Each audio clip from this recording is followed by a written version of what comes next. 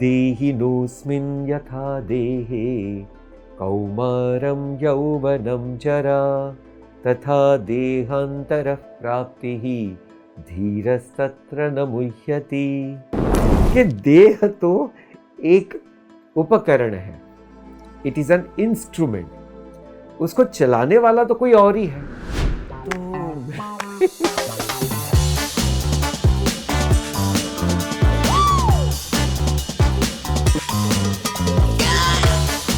It was a grateful, joyful program.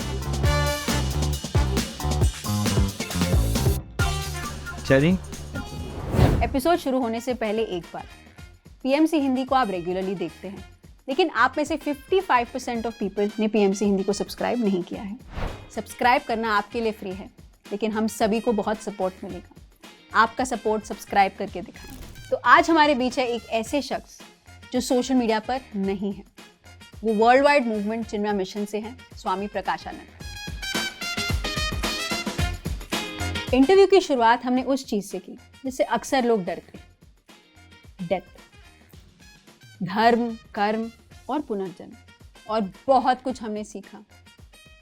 What to do, what not to do, ये है $1 million question. क्या हुआ आगे, आइए जानते।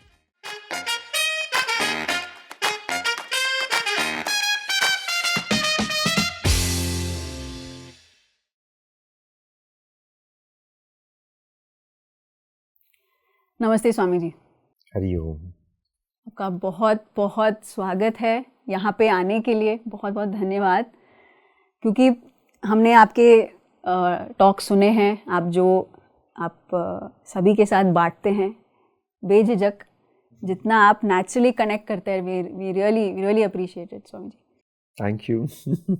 तो मेरा पहला सवाल है, सवालों पे ही चलते हैं, क्योंकि पहला सवाल यही है कि क्योंकि आप वेटनरी साइंसेज आपकी स्टडी रही है, हमने जाना, तो वेटनरी साइंसेस से ये जो आपके जो आध्यात्मिक यात्रा है, ये कैसे हुआ? आप कह सकते कि it is interesting, but because ये जो आध्यात्मिक यात्रा है ये सबकी एक अनोखी ही होती है।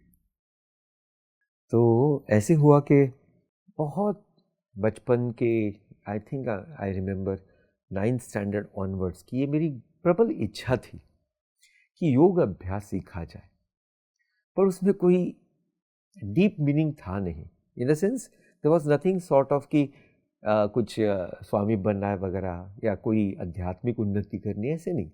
क्योंकि सब लोग उस एज में आर्टिकल्स पढ़ते रहते हैं और सेलिब्रिटीज़ के आर्टिकल्स भी आते रहते हैं। उसमें लिखा रहता था कि हम योग अभ्यास करते थे और हम करते हैं, इसलिए हम बॉडी बैलेंस रहते हैं, हम फिट रहते हैं। तो इसलिए बस वो एक इच्छा थी। बट वो स्कूल, कॉलेज और कंपटीशन के उस माहौल में जब तक मैं as a lecturer Bombay veterinary college में जॉब करने लगा, तब तक तो वो पॉसिबल था नहीं या हुआ नहीं। In the sense it did not come to me और इट डिड अकर। फिर जब सब सेट हो गया तो बोला चलो अभी तो करना चाहिए। तो ऐसे मैंने एक योग अभ्यास केंद्र ज्वाइन किया और वहाँ के जो शिक्षक थे बहुत ही जोवियल और बहुत अच्छे थे, उनकी मेरी बहुत बढ़िया दोस्ती हो गई। थोड़े दिन चला, बहुत अच्छा लगा, आसन प्राणायाम। फिर 6 महीने के बाद मुझे ऐसा लगा कि अरे ये तो बस बहुत ही ज़्यादा फिजिकल है और सिर्फ only it is a gross sort of life. तो एक दिन हम लोग ऐसे बैठे थे हमारे टीचर के साथ, जो हमारे बहुत फ्रेंड थे। तो मैंने बोला आप कितने साल से ये कर रहे हो? काफ़ी बुजुर्ग थे वो मेरे से। तो मैं होगा उस समय 26-27 और वो होंगे कुछ 50+। तो उन्होंने कहा ये तो मैं 30 साल से कर रहा हूँ।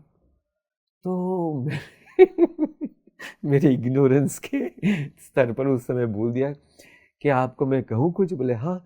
मैं आपके 30 साल तो बर्बाद हो गए। आपने मुंह पे बोल दिया। तो young people always they have nothing to hide. तो उनको ये बहुत बुरा लगा कि अरे ये क्या बोल रहा है। तो बस दैट सब्जेक्ट एंडेड देयर। फिर मैं कॉलेज में था, एक दिन वो आए और आइडेंटिटी कार्ड लेके आए। तो आइडेंटिटी कार्ड था बॉम्बे यूनिवर्सिटी का फिलोसॉफिकल डिपार्टमेंट, और वहाँ एक कोर्स चलता था, अभी शायद अभी भी चलता ही होगा, फिलोसॉफिकल अप्रोच टू योग। एंड उन्होंने अपनी भी एडमिशन कराई और मेरी भी एडमिशन कराई बिना पूछे। मैंने बोला अरे मैं तो इंटरेस्टेड नहीं हूँ भैया, मेरे पास टाइम नहीं है, I am happy with my what ever I am doing. तो ही सेड नहीं देखो मैंने तो आपकी भी फीस भर दी है, और this is Saturday Sunday evening, you just try and if you do not like just leave it then. अभी इतना कोई अगर इतना पेरेंट्स से बोले तो मैं बोला चलो let us give a try. And that's how, I entered into this philosophical approach to yoga, and there was not only a yoga abhyas as in pranayama and asana, but some nice philosophical क्या कहते हैं उसको topics they used to discuss। और एक दिन उन्होंने discussion शुरू किया भगवद गीता का। 2nd अध्याय का श्लोक था, नासते विद्यते भावः ना भावो विद्यते सतः। इस श्लोक ने मेरे मन को बहुत बड़ी चोट पहुंचाई इन द सेंस कि अरे ना मुझे सत्य पता है ना असत्य पता है, और यहाँ बोल रहे हैं कि अगर जो सत्य को जानता है और जो असत्य को भी समझता है वो है दृष्टा, यानी वो सच में रियलाइज पर्सन है। That was a good turn and that's how the quest started, कि उससे ये सारा जीवन धीरे धीरे अध्यात्म की तरफ बढ़ते गया। तो बस ऐसे हुआ। तो एक श्लोक ने आपकी जिंदगी को बदल दिया। एक श्लोक कह सकते हैं, but it is that was a most sort of important concept which hit me very hard. तो यही है भगवद गीता, हम सभी सुनते हैं, अभी सभी लोग युवा बोले तो इंटरेस्टेड ज़रूर हैं। ग्रंथ है, बहुत मोटा है, बहुत पढ़ना पड़ेगा, संस्कृत है, मुश्किल है, ये सारे सवाल सभी के मन में आते हैं जब भी आप भगवद गीता के बारे में जानते हैं। तो भगवद गीता में कई प्रिंसिपल्स हैं जो आज या मतलब सालों साल से वो प्रिंसिपल्स एप्लीकेबल हैं। हाँ जी, जिनको हम जान लें तो आसान हो जाएगा, जीना आसान हो जाएगा। क्योंकि एक मेरे लिए एक श्लोक मैं बता सकूं कि क्लैभ्यम मास्मगमः पार्थ नयेतत्त्वयि उपपद्यते शूद्रम हृदय दौर्बल्यम त्यक्त्वोत्तिष्ठ परन्तप। तो मैं अगर कहूँ जब ये कोरोना का समय हुआ था तो ये जो श्लोक था मेरे जिंदगी को पूरी तरीके से ट्रांसफॉर्म कर दिया। क्योंकि मृत्यु अगर हम जाने सबसे पहले क्या है, हमें भय है। जब हम सुनते हैं वो शब्द ही सुनते हैं तो सबसे पहले मन में आता है एक भय कि क्या होगा, मेरा क्या होगा, मेरे आसपास जो लोग हैं उनका क्या होगा। तो मृत्यु, जैसे हम हंस रहे हैं, जब हम मृत्यु के बारे में बोल रहे हैं हम हंस रहे हैं, लेकिन क्योंकि हमें हमारे ज्ञान आ रहा है हमारे अंदर। तो आप कृपया ये मृत्यु के बारे में बताइए कि क्या मृत्यु भयभीत होना चाहिए हमें इसके लिए, या कुछ अलग है इसके पीछे का साइंस? अच्छा, ये बहुत अच्छा प्रश्न पूछा आपने। भगवद गीता में ही 2 अध्याय में भगवान बहुत सुंदर तरीके से अर्जुन को बताते हैं कि अर्जुन पहले ये समझो कि तुम्हारी रियल आइडेंटिटी क्या है। और यही हमारी गलती होती है सबकी कि हम हमारी रियल आइडेंटिटी को भूल गए हैं, या हमें वो उसकी पहचान नहीं है, और इसलिए हम अपने आप को कुछ और ही समझने लगे। तो श्लोक ऐसा है, देहिनोऽस्मिन् यथा देहे कौमारं यौवनं जरा तथा देहान्तरः प्राप्तिः धीरस्तत्र न मुह्यति। तो यहाँ बोला गया है देहिनोऽस्मिन् यथा देहे, इस देह में एक देही करके है जो इस देह को देख रहा है और चला भी रहा है। तो इसका मतलब पूर्ण ये हुआ कि देह तो एक उपकरण है, इट इज एन इंस्ट्रूमेंट, उसको चलाने वाला तो कोई और ही है।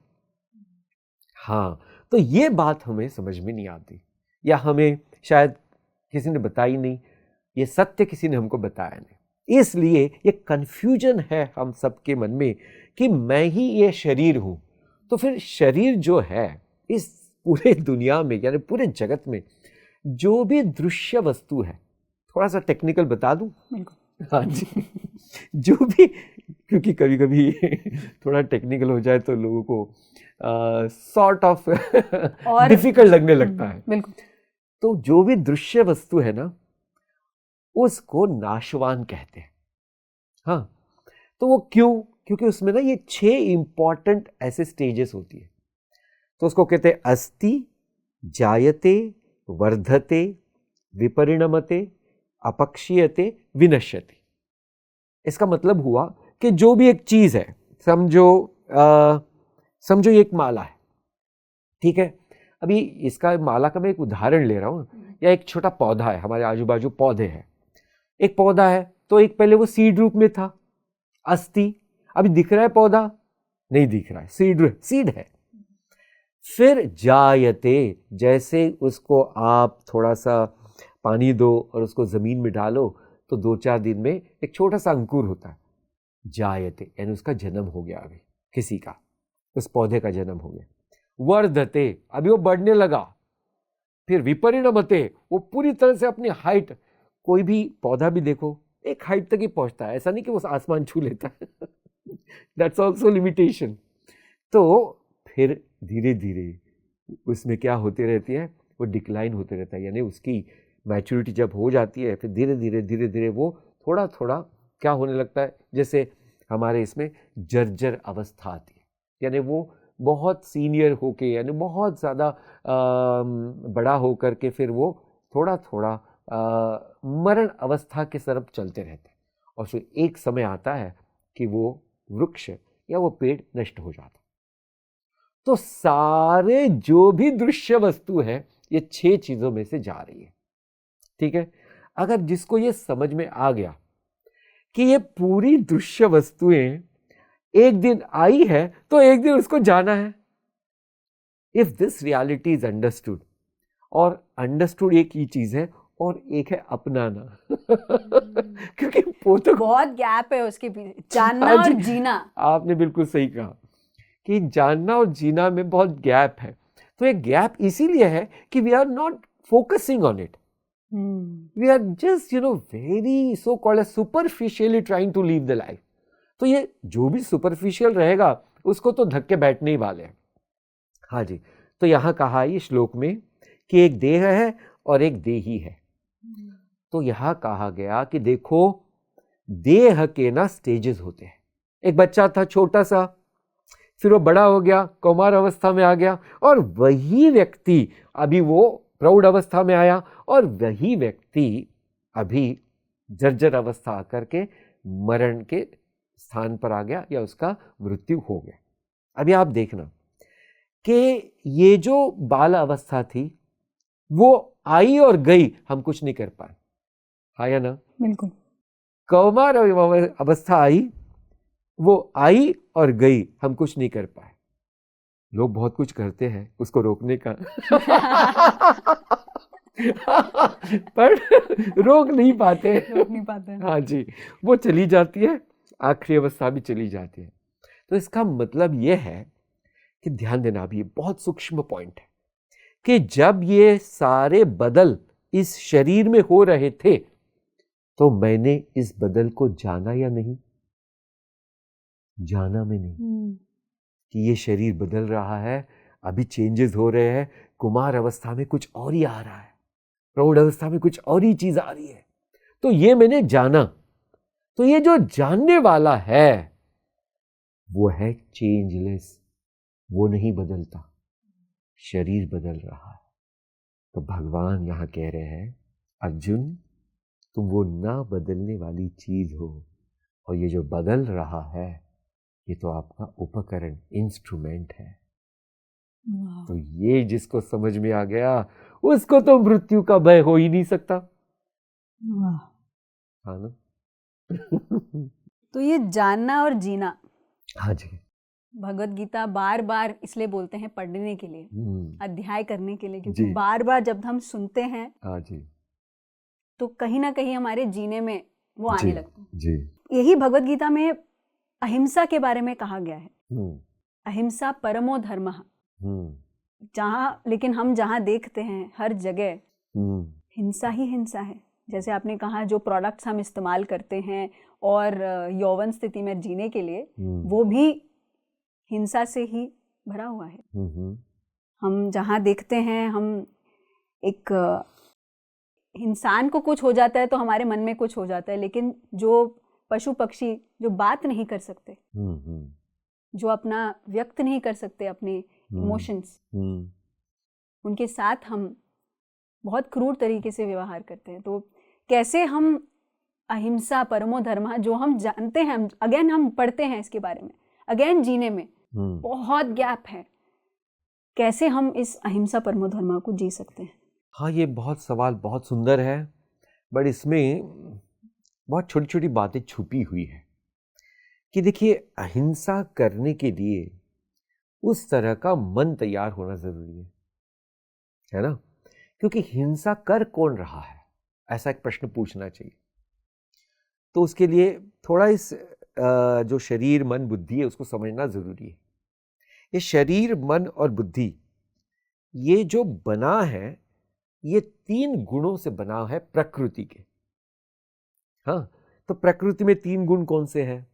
एक है सत्व, एक है रजस और एक है तमस।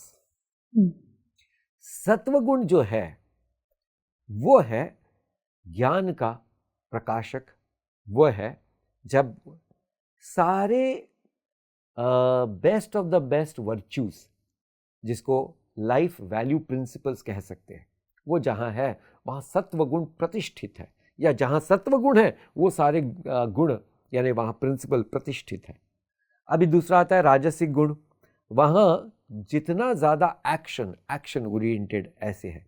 और ये तामसिक जो गुण है, ये तामसिक गुण का काम है कि हमेशा लड़ाई करना, हमेशा क्या कहते हैं कि जो इनस्टेबिलिटी है उसको बना के रखना, और खुद भी इनस्टेबल रहते हैं, इसलिए वो कभी भी स्टेबल किसी को रहने नहीं देते।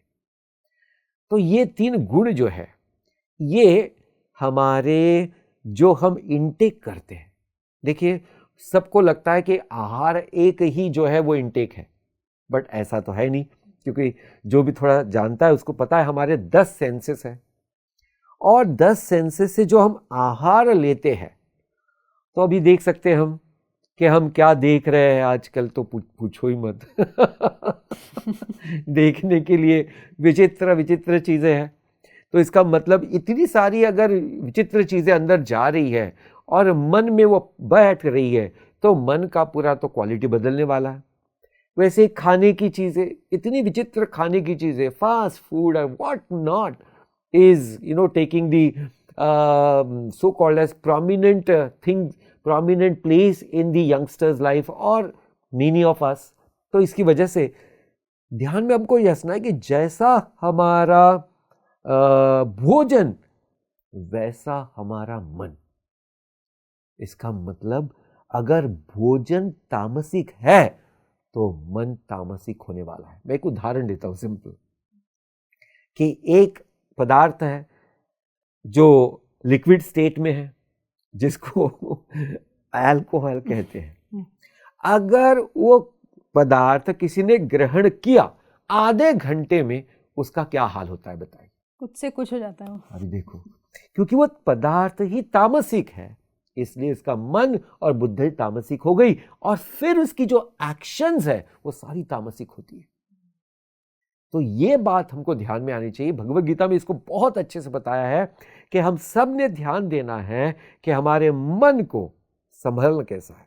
तो भगवान 6 अध्याय में बहुत सुंदर बोलते हैं युक्ताहार विहारस्य युक्त चेष्टस्य कर्मसु युक्त स्वप्नावबोधस्य योगो भवति दुःखः।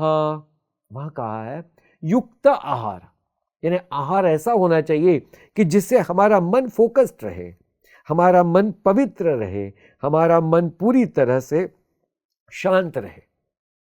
फिर आहार तो मैंने बता दिया, 10 सेंसेस से जो आप अंदर ले रहे हो वो सब सात्विक होना जरूरी है। जो आजकल का आहार है उसको बदलना बहुत जरूरी है। तो प्रोसेस्ड फूड या जो हम हाँ जी खाते हैं आसपास, हाँ जी, देखो हमारे पास भगवान की कृपा से इतना कुछ बढ़िया बढ़िया भोजन के लिए अवेलेबल है। जैसे सारी सब्जियां, आप सब्जियों में से कोई भी, आप जो भी आपको पसंद है वो सब्जियां पसंद करो। फिर we have so many cereals, we have cereals यानी कार्बोहाइड्रेट के सोर्स है। We have so many good pulses. और मैंने एक वीडियो देखी थी just for the sake of everyone कि विराट कोहली जो इतना बेस्ट बैट्समैन है और he is a famous person also, a great celebrity, उसने एक वीडियो बनाई थी कि मैं अभी वेजिटेरियन हो गया, वो शायद वेगन कह रहा है वहां, तो वो एक स्टेप आगे ही। और जो लोग मुझसे पूछते हैं, ऐसे विराट कोहली बोल रहा था कि जो लोग मुझसे पूछते हैं कि तुम्हारा स्टैमिना कम हो गया क्या, या तुम्हें कोई कमजोरी हो रही क्या, तो वो कह रहा है वो उस वीडियो में कि कोई कमजोरी नहीं, मैं तो और फुर्तीला हो गया हूं और मेरी और फोकस बढ़ गई है। तो ये जो मिथ्या हम सोचते हैं, जो प्रोटीन के लिए आपको नॉनवेज खाना चाहिए, ये सब रॉन्ग माइंडसेट है, because of wrong sort of I would say advertisements. तो आपने बात कही थी अहिंसा की, तो ये अहिंसा तभी शक्य है कि जब जिसका मन शांत हो, जिसका मन फोकस्ड हो, जिसका मन पवित्र हो, वही उस बात को समझ सकता है। अन्यथा तामसिक और मिक्सचर ऑफ रजस ये तो समझ ही नहीं पाएंगे। इसलिए धीरे धीरे वैदिक संस्कृति जो हमारी है उसके ऊपर अगर हमने ध्यान दिया तो हमारा जीवन डिसिप्लिन होना जरूरी है, और डिसिप्लिन लाइफ में हम सब बहुत बढ़िया से प्रोग्रेस भी कर सकते हैं और दूसरों की मदद भी कर सकते हैं, बिना किसी को हर्ट किए, बिना किसी को हिंसा किए।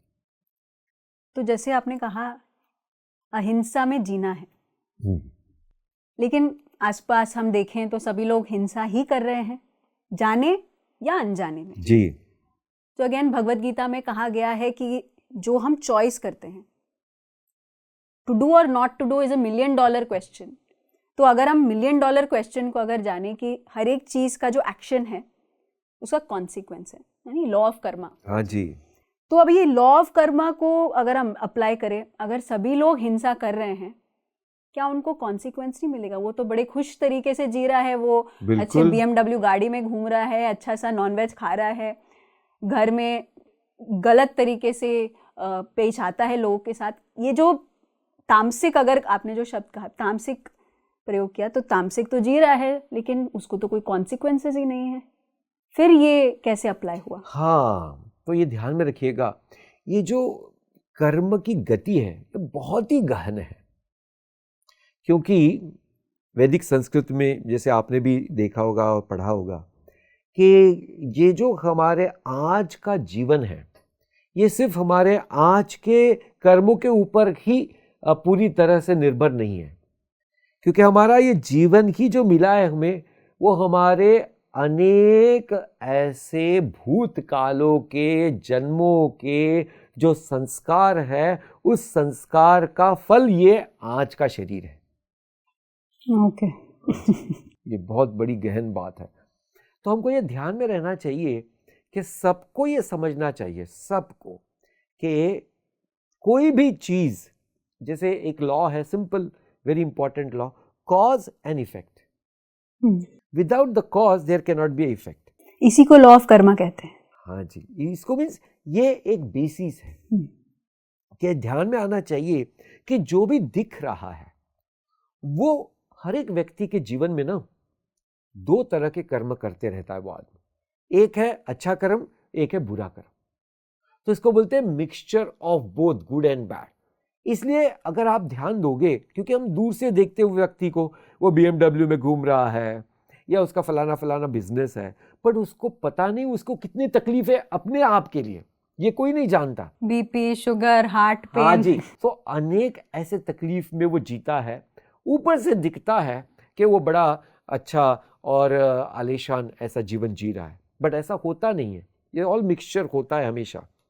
तो इसलिए हमने ध्यान में रखना है कि ये जो हम देखते हैं उसके ऊपर ना जाएं, हम पहले रियलिटी को समझें और पहले समझ करके उसको अपनाएं कि हाँ ये सत्य है कि जो मैं करने वाला हूं उसका इफेक्ट मुझे भुगतना पड़ने वाला है, यह परम सत्य है, परम सत्य।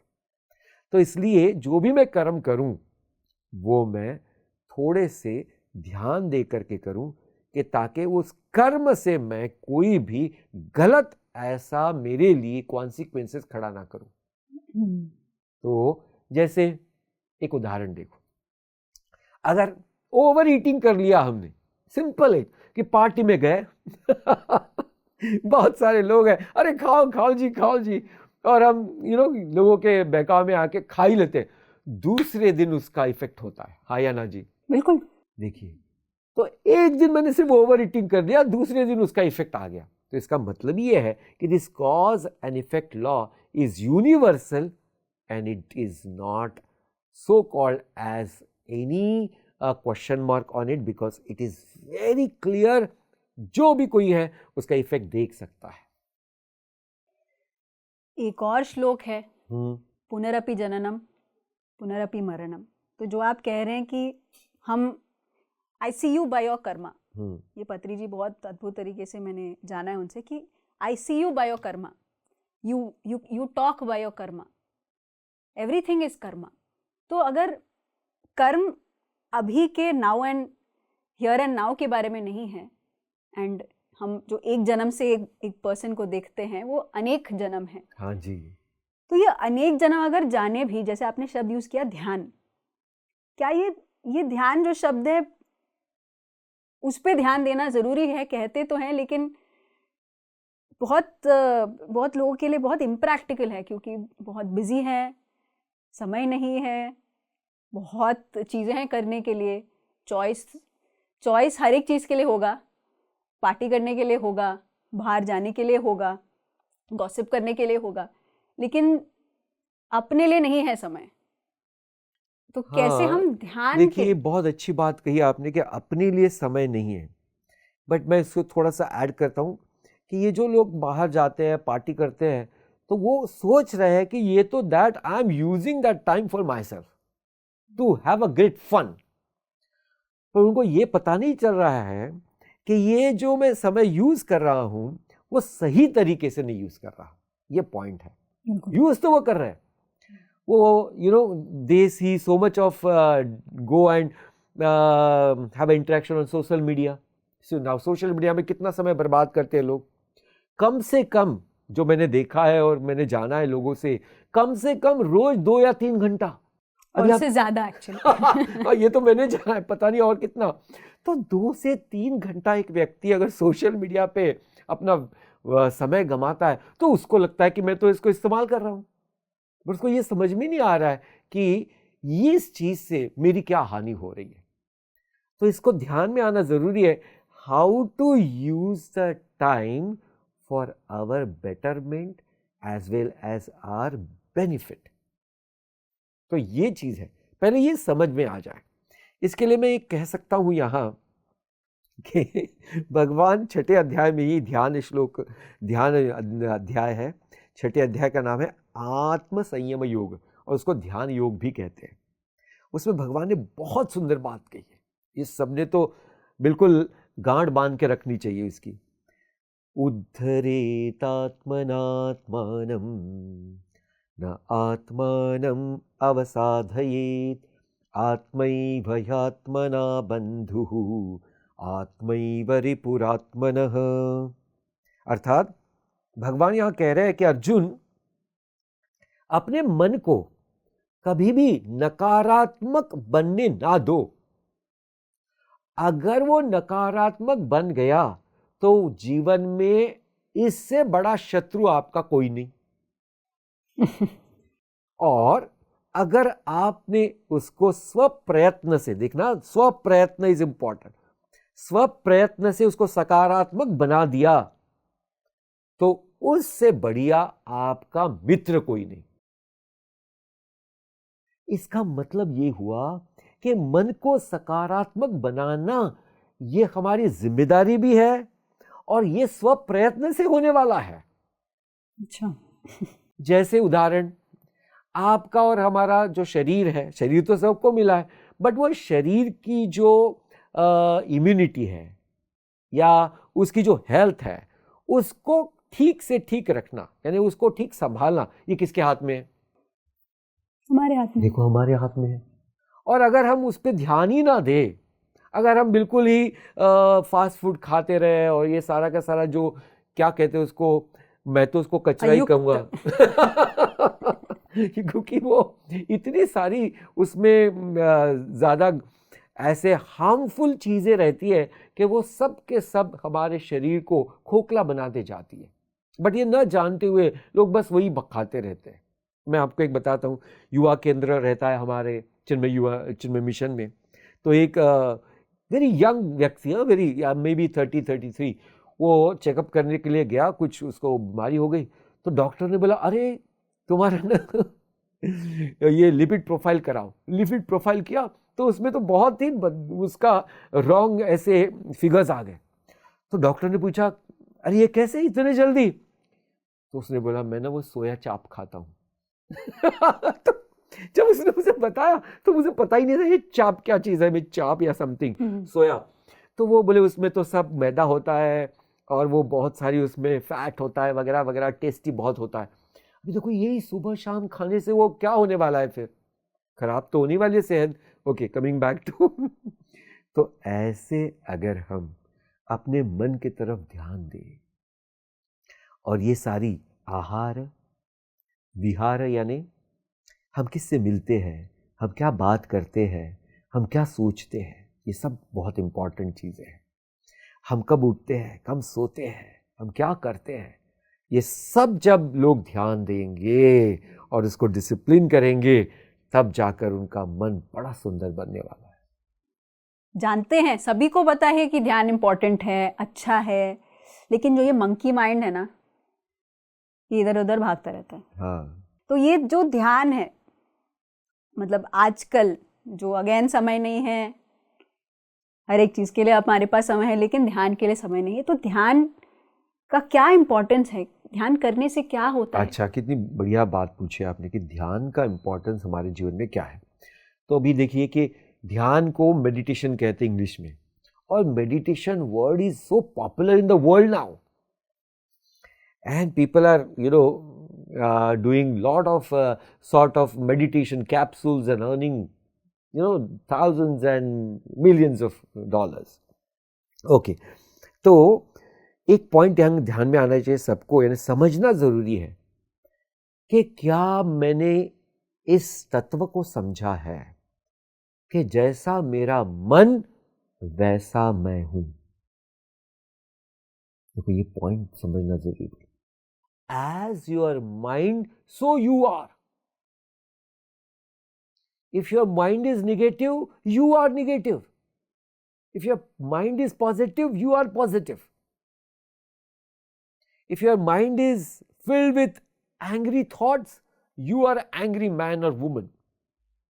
If your mind is full of jealousy, greed, that person becomes jealous and greedy. हाँ या ना? बिल्कुल। हाँ जी।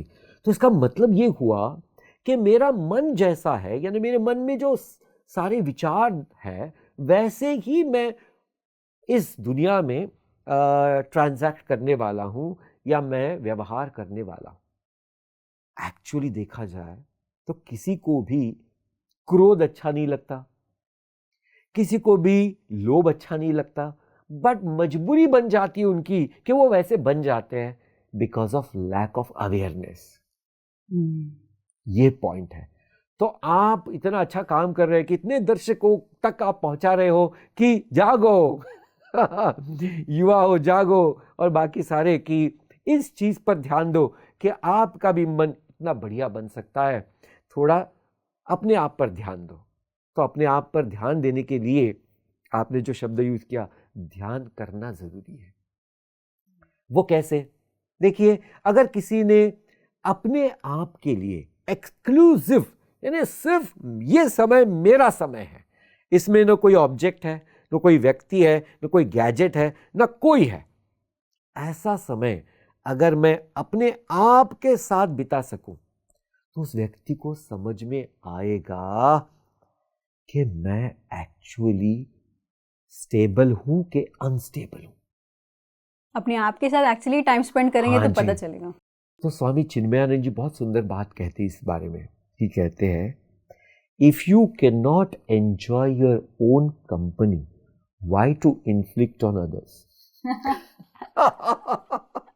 तो इसका अर्थ हुआ कि अगर आप अपने आप से कंफर्टेबल नहीं हो तो आपके साथ कोई दूसरा कंफर्टेबल कैसे रह सकता है? Point to be noted. हाँ जी, और अगर आप ही अपने आप में आनंद को महसूस नहीं करोगे तो आप आनंद को कैसे किसी को बांट सकते हो? ये सिंपल एक प्रिंसिपल है। तो इस आनंद की प्राप्ति के लिए अपने अंदर के सुंदर स्वभाव को जगाने के लिए ध्यान बहुत ही अनिवार्य है।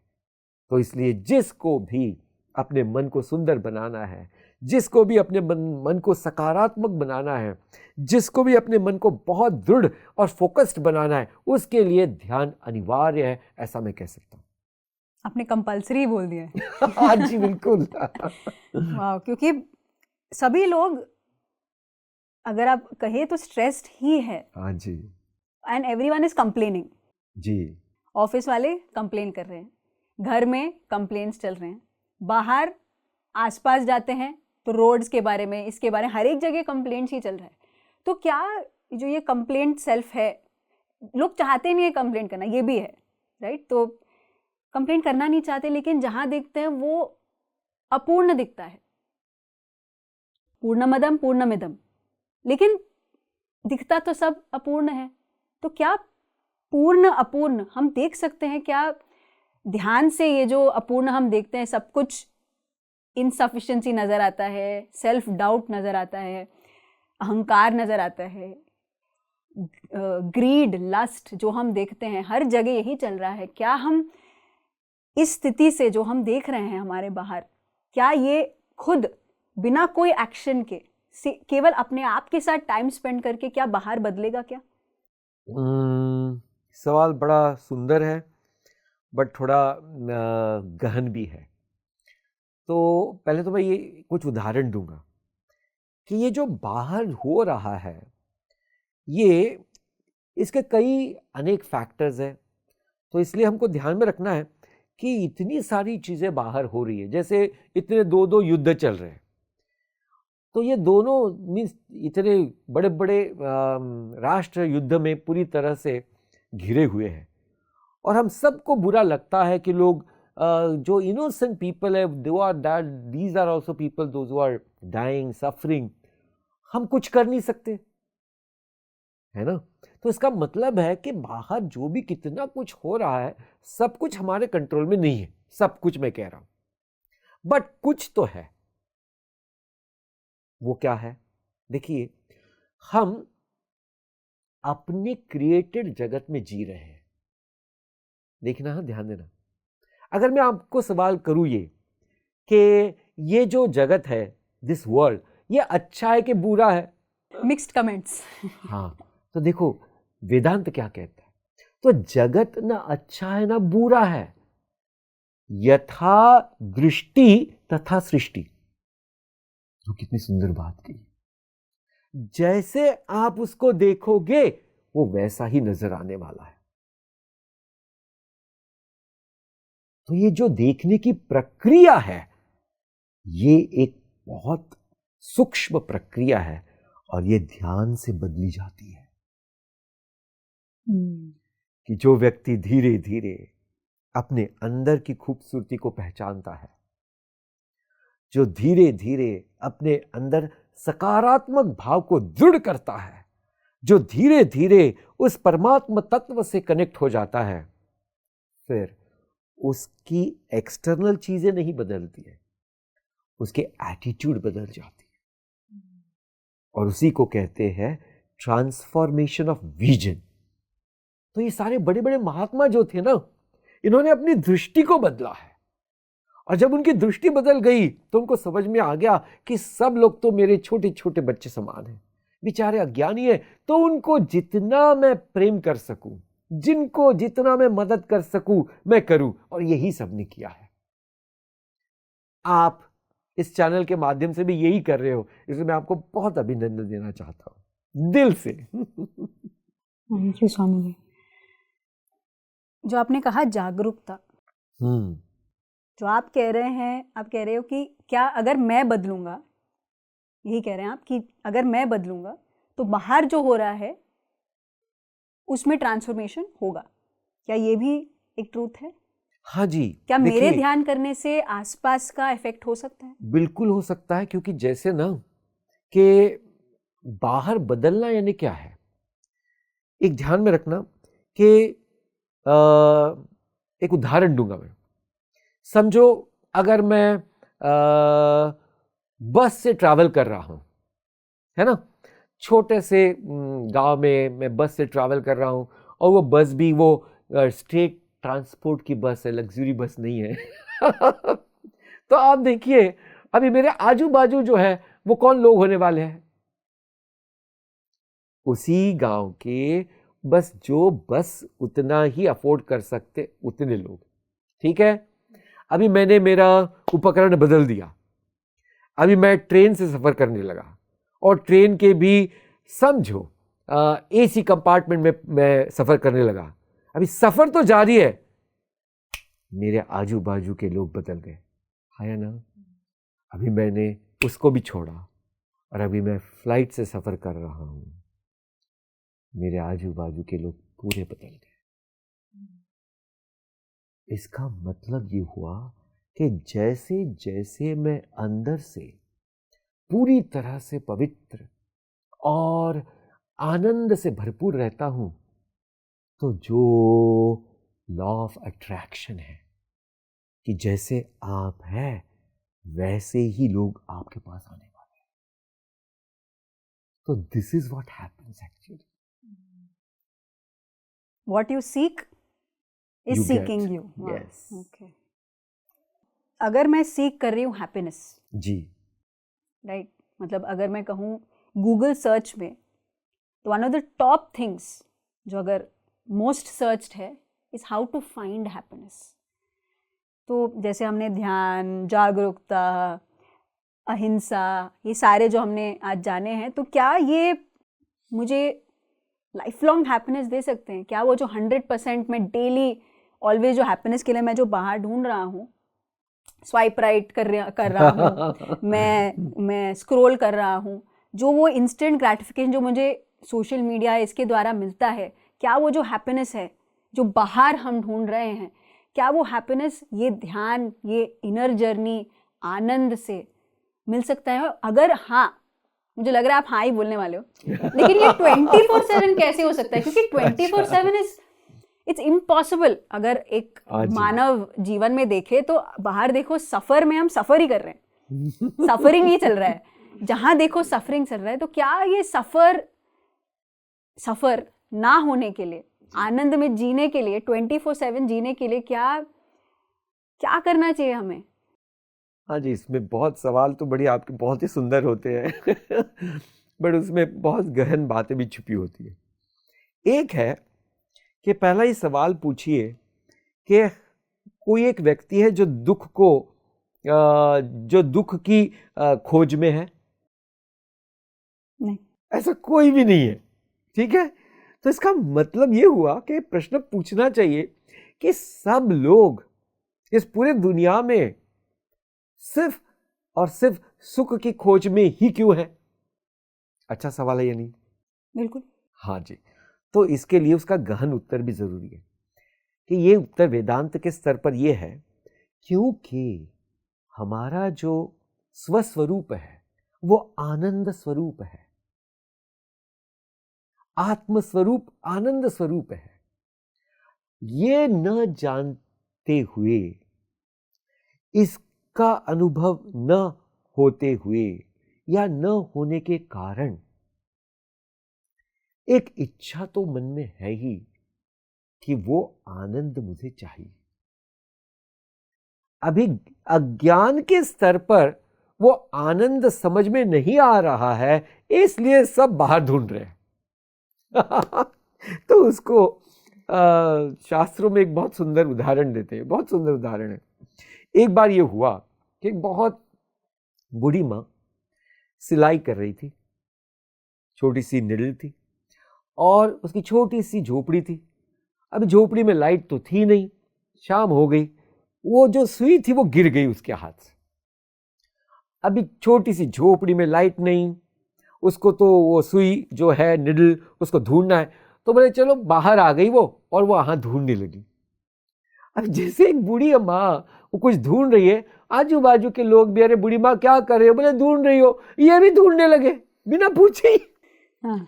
तो 2-4 लोग जब ढूंढने लगे तो काफी लोगों को लगा रहे कुछ अच्छा ये चीज होगी जो ढूंढ रहे हैं, वो भी आकर ढूंढने लगे। ऐसे 50 लोग आ गए, ढूंढने लगे। वहां से एक महात्मा जा रहे थे, उन्होंने लगा कि कुछ अलग सा माहौल दिख रहा है, तो उन्होंने एक को पूछा, भैया क्या कर रहे हो? बोले ढूंढ रहे हैं। बोले क्या ढूंढ रहे हो? बोले नहीं, मैं जब आया ना तो पहले ही लोग ढूंढ रहे थे, इसलिए मैं भी ढूंढ रहा हूं। ओके, तो बोले पहले आपके पहले कौन था? बोले ये महाशय थे। उन्होंने उनको पूछा आप क्या ढूंढ रहे हो? बोले जब मैं आया ना तो ये ढूंढ ही रहे थे। ऐसा करके वो बूढ़ी माँ के पास पहुंच गए। अरे बूढ़ी माँ बताओ क्या ढूंढ रही हो? बोले महात्मा जी मेरी ना सुई खो गई है, निडल। बोले कहाँ खो गई है तो बताओ। बोले मैं झोपड़ी में ना सी रही थी, वहां वो गिर गई, वहां अंधेरा है इसलिए मैं बाहर ढूंढ रही हूं। ओह। सारे लोगों की आंखें खुल गई कि बूढ़ी माँ ने तो सुई अंदर खोई है और ढूंढ सब बाहर है। यही हो रहा है आज की दुनिया में, है जो भीतर, अज्ञान के स्तर पर सब लोग बाहर ही ढूंढ रहे हैं। कितनी बढ़िया बात है ना। बहुत सुंदर, बहुत सुंदर। अगर ये वही हैप्पीनेस, अब ये जो सत्य आप बोल रहे हो कि हम बाहर ढूंढ रहे हैं, ये भी पता है सभी को। अब क्या हो गया, सभी लोग ओवर स्मार्ट हो गए हम सब, कि हम जानते हैं कि भाई अंदर है। That's great. लेकिन but way very lazy people. हाँ जी, वेरी लेजी। सब चीजों के लिए हम लेजी नहीं है, लेकिन अपने लिए बहुत ही लेजी हैं। तो ये लेजीनेस, अभी अगेन ये मेरा आखिरी सवाल है, क्योंकि सबसे पहले एक चीज है लेजीनेस, दूसरे है क्या कहेंगे लोग अगर लोग जानेंगे ये जो मैं अंदर की यात्रा में हूं। टाइम वेस्ट है ये, किसी ने पाया नहीं है, महात्मा थोड़ी ना है। पहाड़ों में जाओ, संसारी कैसे जी सकते हैं निर्वाण की स्थिति। तो ये मेरा सवाल है कि क्या संसार में निर्वाण हो सकता है क्या? ओहो क्या बात है। देखिए भगवत गीता में इतनी सुंदर बात कही है कि जब अर्जुन ने सवाल पूछा निर्वाण यानी, actually you want to ask what is sannyas. संन्यास यानी कोई कपड़ों से दिया हुआ या लिया हुआ, उसको संन्यास भगवत गीता में नहीं कहा है। भगवत गीता में जब अर्जुन ने भगवान से पूछा तो 5वें अध्याय में भगवान बोलते हैं, ज्ञेयस्य नित्य संन्यासी यो न द्वेष्टि न कांक्षति निर्द्वंद्वो हि महाबाहो सुखम बंधात् प्रमुच्यते। तो कहा गया ज्ञेयस्य नित्य सन्यासी। वो सन्यासी कौन है? तो जिसकी वृत्ति सन्यासी है, एटीट्यूड सन्यासी है। क्या है ये वृत्ति? यो न द्वेष्टि, जो किसी का भी इस दुनिया में द्वेष नहीं करता। यो न कांक्षति, जो किसी चीज की कोई भी आशा ही नहीं करता या इच्छा ही नहीं रखता। क्यों? क्योंकि जैसे कर्म मैं करने वाला हूं वैसे ही रिजल्ट मेरे पास आने वाला है, फल आने ही वाला है। तो इच्छा करने की जरूरी क्या है? बोलो जी, हाँ या ना? तो इसका मतलब अच्छे कर्म करो तो अच्छी चीजें अपने आप आने वाली है। यो न कांक्षति निर्द्वंद्वः, ये पेयर्स ऑफ अपोजिट यानी दो द्वंद्व जो चलता है कि जैसे जहां दुख है तो वहां सुख होने ही वाला है एक दिन, जैसे जहां ठंडी है तो वहां गर्मी होने वाली है, और जहां गर्मी है तो जैसे दिल्ली में अभी थोड़ी थोड़ी सर्दी शुरू हुई है तो ठंडी आने ही वाली है। तो इसको बोलते हैं द्वंद्व। इससे जो परे रहता है, कैसे? उसको एक्सेप्ट करो, क्योंकि जो बदल नहीं सकते, तो वो शंकराचार्य जी, आदि शंकराचार्य जी कहते हैं दिन यामिन्यो सायं प्रातः शिशिर वसंतौ पुनरायातः काल क्रीडति गच्छति आयुः तदपि न मुंचति आशा वायुः। बोले जो अज्ञानी लोग होते हैं वो जीवन कैसे जीते हैं? बोले बस वो एक चीज को पकड़ के रखते हैं, ये मुझे चाहिए, वो मुझे चाहिए, वो मुझे चाहिए, वो मुझे चाहिए। बोले इसको देखो कि जो भी आती है चीज वो जाती भी तो है। तो उन्होंने एक उदाहरण दे दिया, सुबह हुई सुबह चली गई, दोपहर हुई दोपहर चली गई, शाम आई शाम, दुनिया मिन्यो सायं प्राप्त, शिशिर वसंतो, ऋतु आते हैं ऋतु भी चले जाते हैं। तो आपको और हमको ये जानना है कि जो भी चीज आ रही है वो जा भी रही है ना, बट आ भी रही है फिर से। तो इसका मतलब बहुत ज्यादा किसी के लिए मर मर के ना जियो। हाँ जी, खुल के जियो। चीजें आने ही वाली है, कर्म करते चलो, बढ़िया से बढ़िया, आपको बढ़िया से बढ़िया चीजें आने वाली है। सिर्फ इतना है कि उस चीज में आसक्त होके ना रहो। जैसे आता है वैसे वो गया भी, तो जब आती है चीज तो आनंद में रहो, वो जाती है तब भी आनंद में ही रहो, क्योंकि वो फिर से आने वाली है। कोई संसार में ऐसी चीज है नहीं कि वो एक बार आई वो चली गई फिर से नहीं आई, ऐसा कुछ नहीं है। जैसे अगर सुख है तो दुख भी आता है, और अगर दुख है तो सुख भी आता ही है ना। तो ये ध्यान में रखना जरूरी है कि जो चीज हम करना चाहते हैं उसको पूरे दिल से करें, पर उस चीज से आसक्त ना हो। अगर मैं पूरे तहे दिल से, पूरे सच्चे विचार से वो कर रहा हूं तो एक ना एक दिन उसका अच्छा विचार, उसका अच्छा फल आने ही वाला है। ये तो तत्व है, इसलिए हम ये फॉलो करें। और दूसरा आपने कुछ पूछा था, निर्वाण, या निर्वाण की स्थिति कैसे हम समझे। अब देखो, निर्वाण की स्थिति यानी क्या चीज है? जिसका मन किसी भी चीज में फंसा हुआ नहीं है। देखिए ध्यान देना, जिसका मन किसी भी चीज में फंसा हुआ नहीं, चीज यानी ऑब्जेक्ट, जिसका मन किसी व्यक्ति में फंसा हुआ नहीं है, किसी आईफोन में नहीं फंसा हुआ है। हाँ जी, और जिसका मन किसी प्रसंग में फंसा हुआ नहीं, तो वो मन कैसा है? पूरी तरह से खुला है, पूरी तरह से अपने आप में फ्री है, पूरी तरह से। और ऐसा मन जो है, उस मन को ही निर्वाण स्थिति कहते हैं। क्योंकि ये संन्यास जो है सिर्फ कपड़ों वाला नहीं होता है, ये तो मन की अवस्था है कि जहां किसी चीज से कोई भी अट्रैक्शन, यानी जिसको कहते हैं आसक्तिपूर्ण अट्रैक्शन नहीं है। चीजें आएगी जाएगी, जैसे भोजन तो सभी करते हैं, लेकिन पर्टिकुलर ही भोजन चाहिए, और वो नहीं मिला तो बस मेरा जीवन तो बस दुखी दुखी है। ये वाला जो विचार है वो अगर चला जाए पूरी तरह से, और आने वाली चीजों को प्रेम से, आनंद से एक्सेप्ट करे, और जाने वाली चीजों को भी उतने ही सहज भाव से जाने दे, ये जो स्थिति है इसको बोलते हैं निर्वाण स्थिति। वाह, बहुत ही सुंदर स्वामी जी। आनंद में जीना, एक है खुशी, एक है आनंद। तो मैं आपको जाते जाते एक बहुत मेरे लाइफ का प्रिंसिपल बता दूं कि जो मैंने भगवत गीता से सीखा है, live in joy and not for Joy. वाह, जिसको कहते हैं आनंद में जियो, आनंद के लिए नहीं। ब्यूटीफुल, दैट्स इटर्नल जी। ये अद्भुत है। अगर हम जो हम चीजों में ढूंढते हैं जी, हम जीते हैं आनंद में। ब्यूटीफुल, थैंक यू स्वामी जी जुड़ने के लिए, क्योंकि ये अद्भुत सत्य हम सभी के साथ बांटने के लिए, बिकॉज बहुत ही प्रैक्टिकल, बहुत ही अनयूजुअल तरीके से आपने बताया विथ एग्जाम्पल्स। इसको जानना नहीं, जीना है। और will keep learning from you Swami ji. Thank you so much. और सभी दर्शकों को मेरा बहुत प्रेम भरा नमस्कार। हरि ही ओम। इस इंटरव्यू में मैंने बहुत कुछ सीखा। जैसा अन्न वैसा मन, what you seek is seeking you and you create your reality. ये 3 चीजें मैंने सीखी। आपने क्या सीखा? कमेंट करके बताएं। अगर आपने अभी भी सब्सक्राइब नहीं किया, प्लीज सब्सक्राइब करें। Thank you.